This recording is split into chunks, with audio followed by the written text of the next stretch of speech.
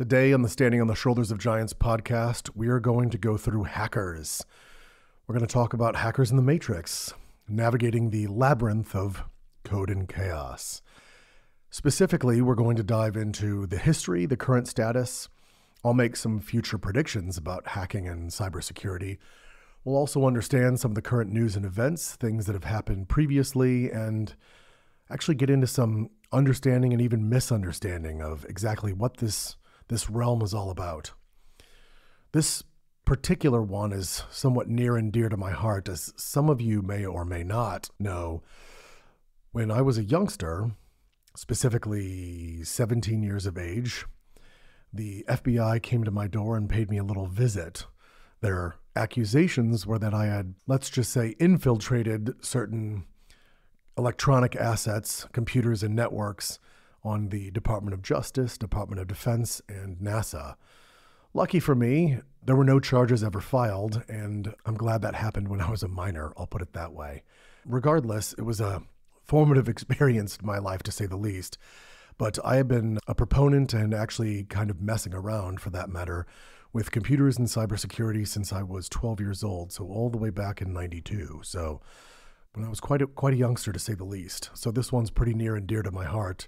So as we dive in, one of the more important things that we'll probably have to do today is actually understand the basics.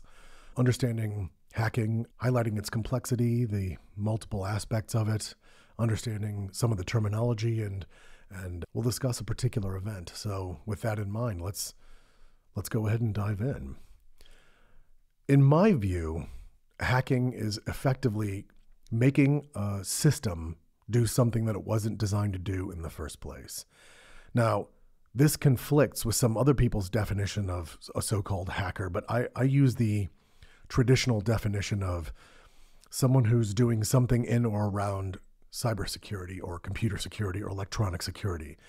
And the specific reason is, these days, hacker has oftentimes become interchangeable with someone who is a software engineer or is able to code. I would strongly disagree with this definition, but of course, everybody's entitled to their own opinion on things.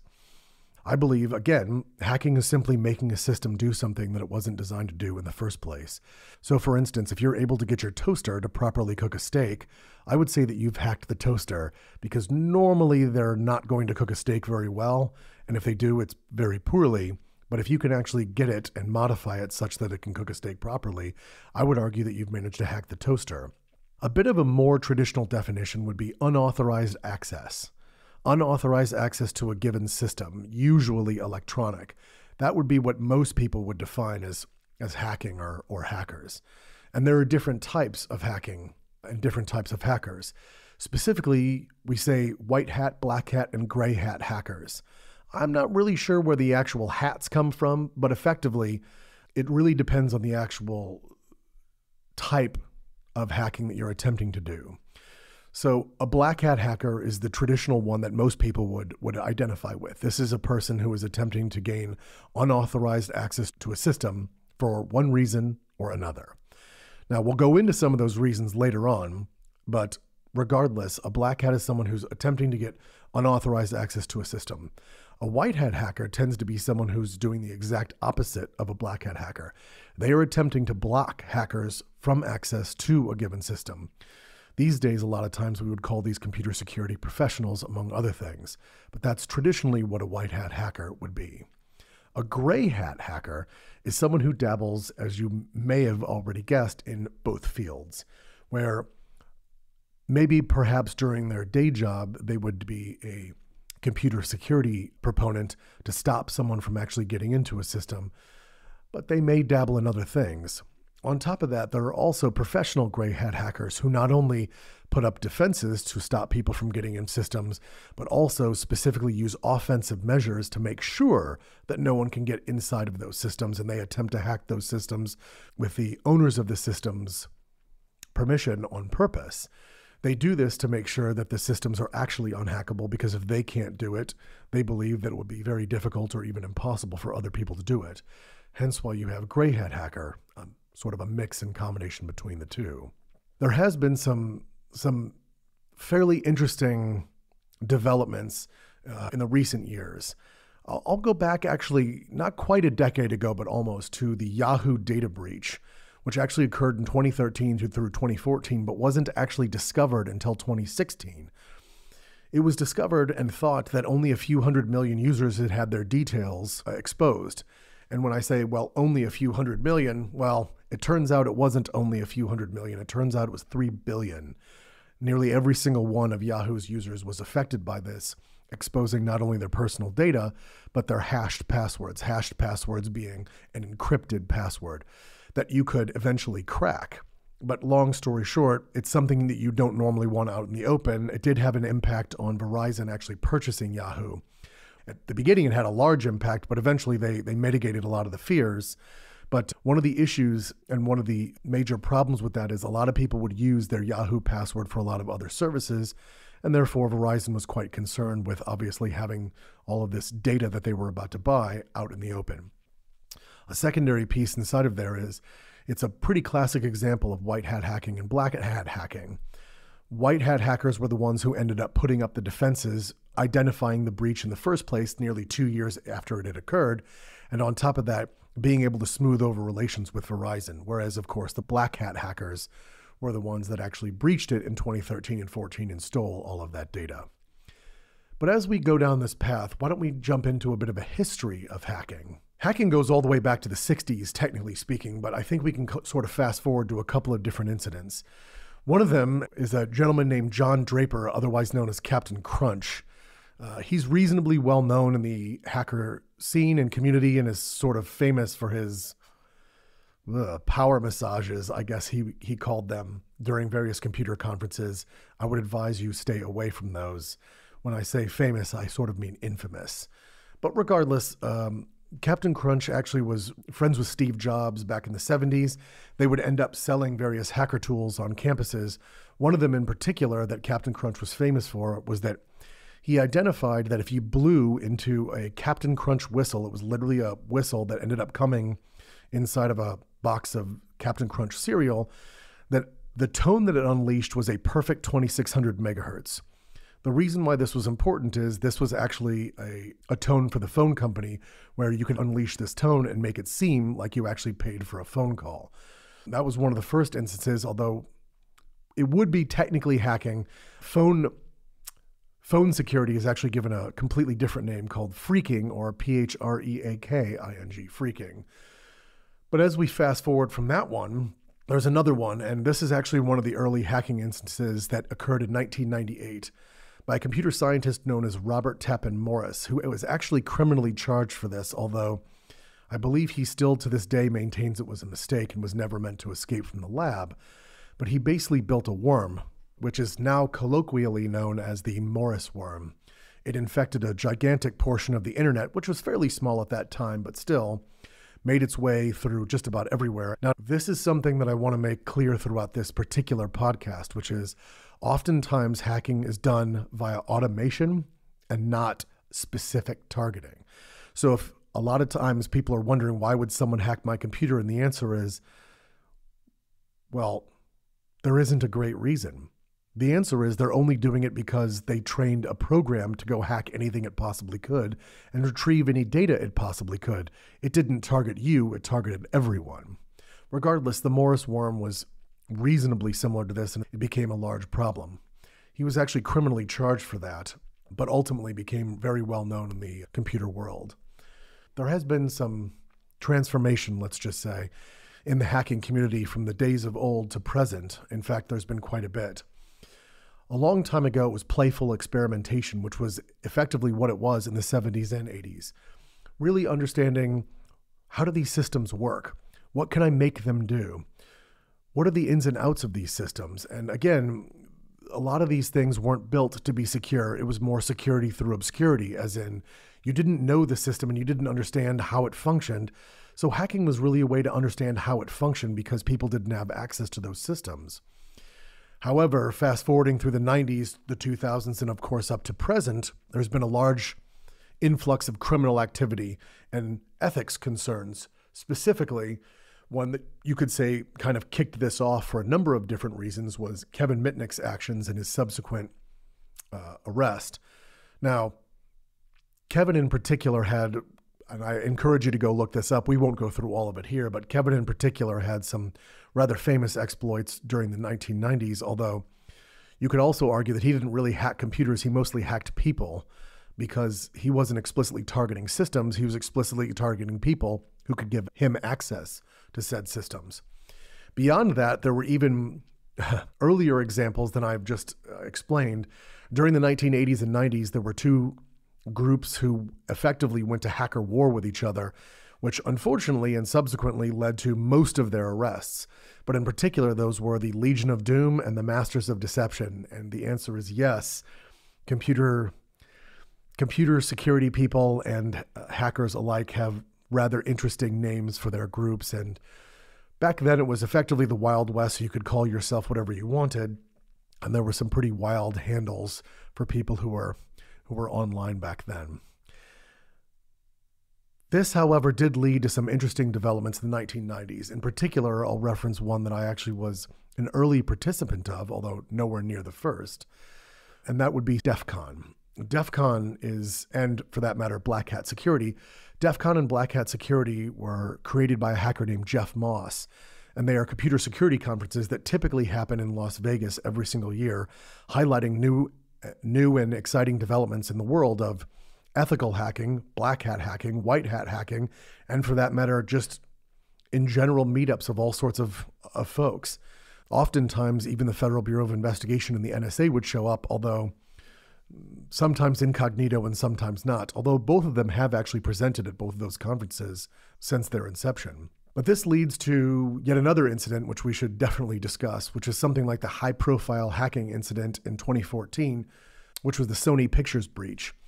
This one is actually sort of in hacker lore, and it's got a bit of an issue to it in the sense of initially it was thought that North Korean hackers breached Sony Pictures for I believe the title of the movie was The Interview, and it was basically a parody and spoof with Seth Rogen, among others, attempting to parody some North Korean interviews and whatnot and kind of make fun of the regime. The specific and odd part about this was that even computer security people didn't actually buy that it was North Korea. A lot of people actually specifically named several people inside of Sony. In fact, Seth Rogen himself, the actor in the movie, also thought it was an inside job, although eventually the Federal Bureau of Investigation released a warrant for a North Korean national. Regardless, that ended up bringing hacking once again to the forefront and really keeping people's eyes and ears open as these things had started to infiltrate multiple different sectors. Not exactly what we were doing in the 80s and 90s, which was trying to understand the ins and outs of the internet, breaking into systems just to prove that we were either smart or, for that matter, smarter than someone else. These days, hacking has really gotten pretty different. Oftentimes these days, hacking is actually done for profit instead of for fun.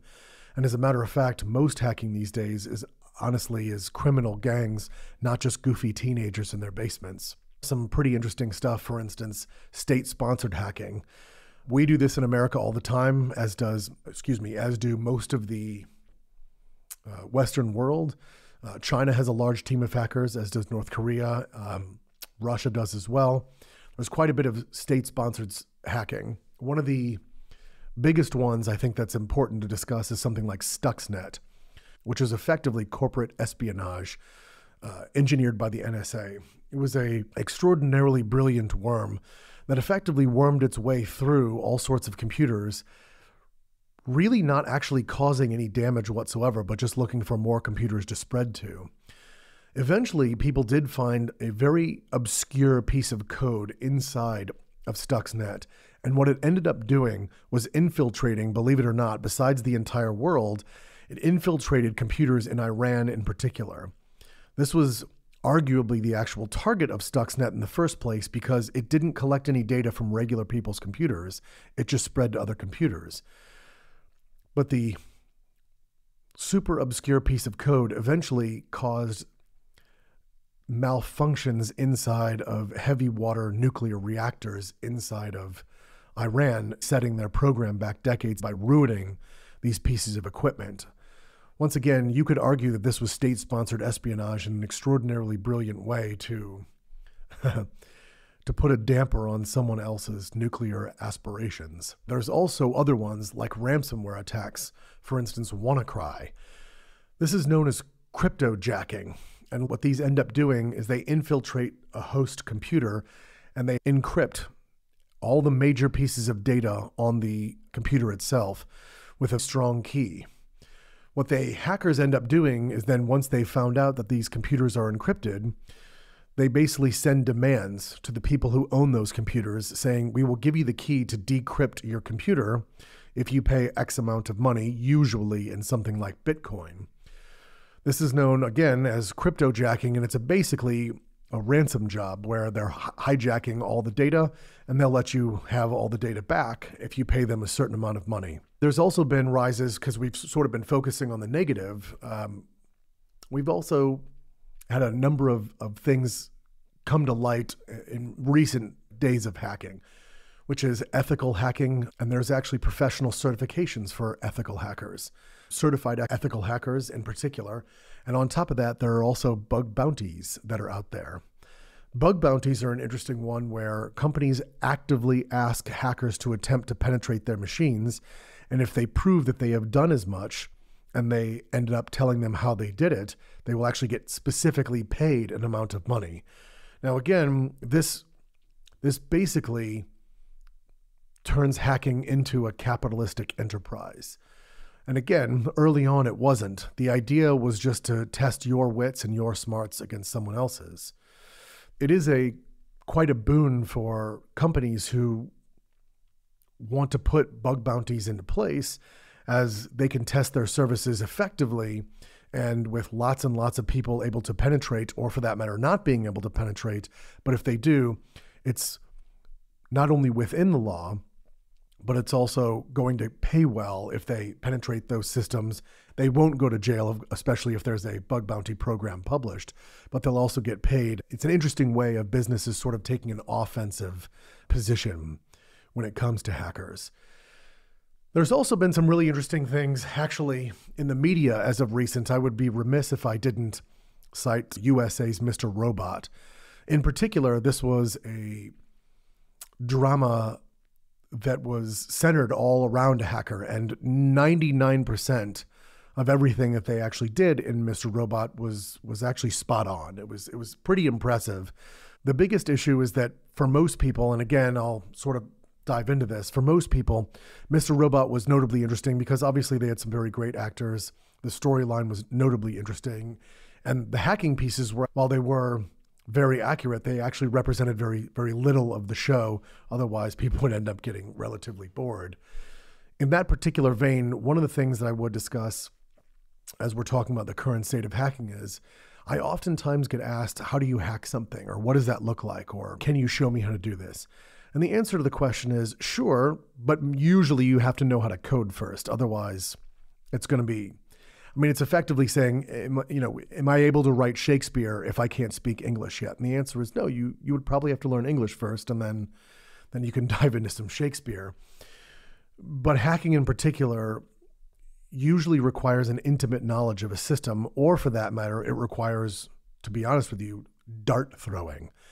And what I mean by dart throwing is something that we just discussed, something like WannaCry or Stuxnet, where you basically write a worm. You write a program that propagates itself where security is weak. And where can it go? And the answer is it can go anywhere it's able to go. And that's, again, a lot of times how these things are propagated these days. It's sort of hacking via automation, as opposed to explicitly targeting a particular machine or particular enterprise and attempting to get in. How to hack something is you need to make a system do something that it wasn't originally designed to do. And with computers, effectively, there's a number of different ways to do this, but usually the answer is if you can give it unexpected input that it doesn't understand how to handle, usually from that point forward, there is a way into the machine.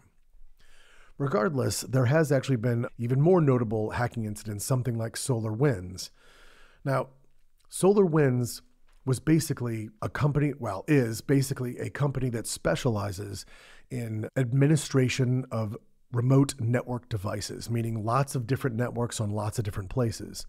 The scary part about this was that when SolarWinds was hacked, because it had command and control on purpose, because it had command and control of all of these other enterprises, that was the entire business model.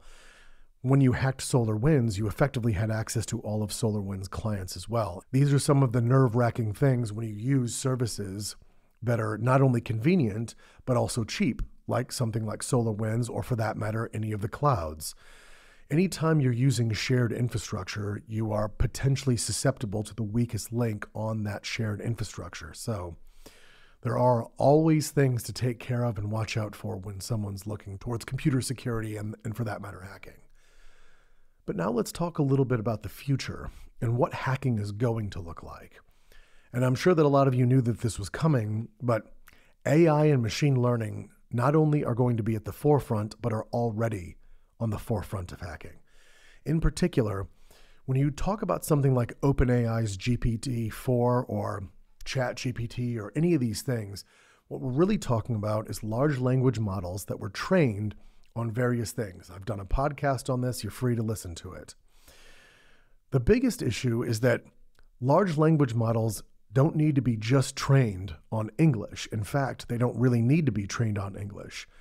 If you train a large language model on just code, and as a matter of fact, if you train a large language model on just malware being bad programs, programs designed for hacking, programs designed to break computer security, etc., theoretically, and for that matter, not theoretically, you can ask it to design a specific program for a given system. In particular, if you train it on enough hacking techniques, and for that matter, enough programs that have been written that have been proven to work, and for that matter, enough programs that exist out there, just regular programs that are open source on other people's computers, you actually wouldn't need a tremendous amount of skill to get a large language model that you train yourself. You wouldn't need that much skill to be able to actually ask it to create exploits for given programs or given systems. And again, this is one of the concerns that people have with AI going forward, is that it can take someone with very little amounts of skill and turn them into someone with a tremendous amount of skill via a given tool. Well, maybe not skill, but a tremendous amount of power for that matter through a given medium.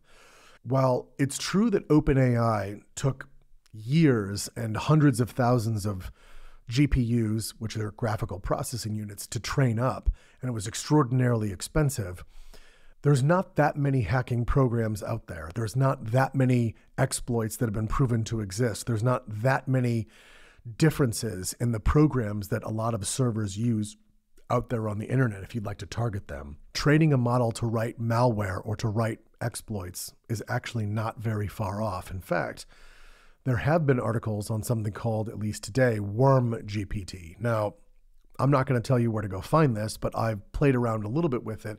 And the truth of the matter is, it doesn't generate very good code, but it's just an alpha. Eventually, someone will come up with a very strong system with no controls whatsoever that will generate just about any code you can think of, and therefore, it could have extraordinarily strong impacts on not only infrastructure, but systems that we take for granted that we think are secure to this day. Again, just by asking via an English language prompt to create a particular program to hack another particular program. Another potential threat going forward, which again, we've talked about on this podcast with, in particular, Will Hurley or Worley, potential quantum threat. And that is quantum computing in particular, by a lot of mathematicians and a lot of quantum pioneers, has been seen as a, well, pun intended, quantum leap forward in computing. But not only that, it is possible that some of these quantum computers could break all standard known encryption in a matter of seconds, as opposed to what would take a regular computer or even thousands of computers, literally hundreds or thousands of years to do. With a quantum machine could potentially be done in seconds or even real time. There are some nerve-wracking things coming forward about potential threats in quantum computing and what that means and how it could disrupt these computer security standards and standard encryption packages that we actually have working today. That said, on the other side, There has been an absolute rise in the cybersecurity profession in the past decade.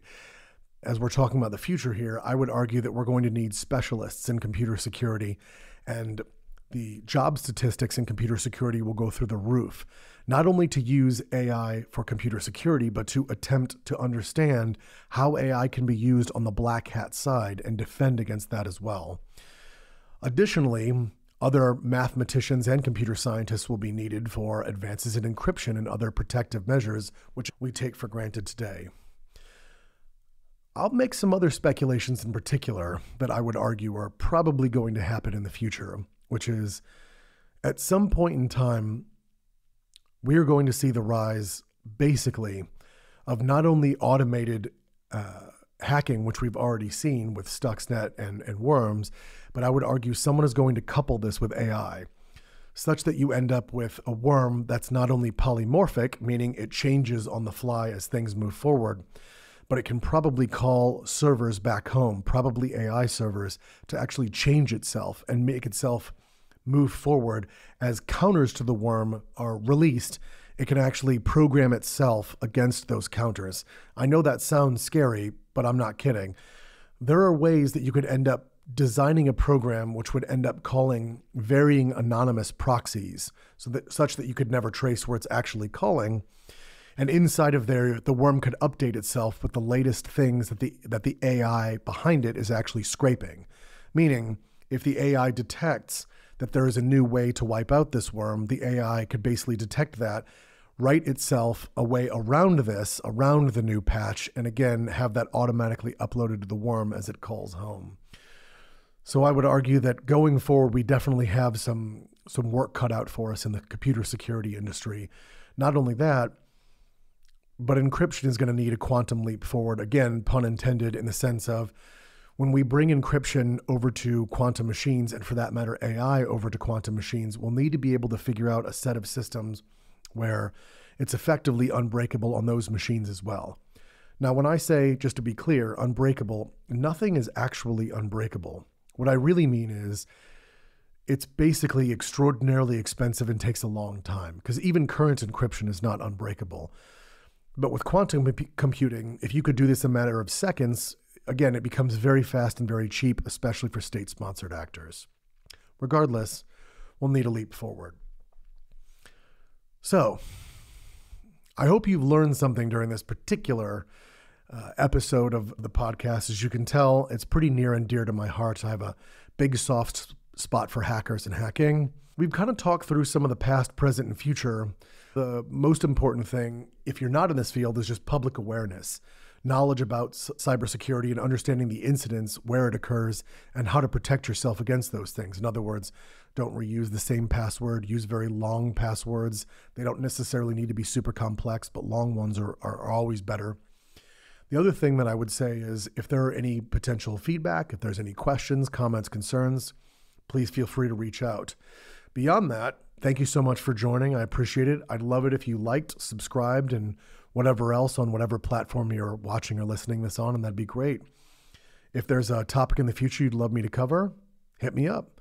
It's David Mackay V on all the platforms. And beyond that, we have been standing on the shoulders of giants. Thank you.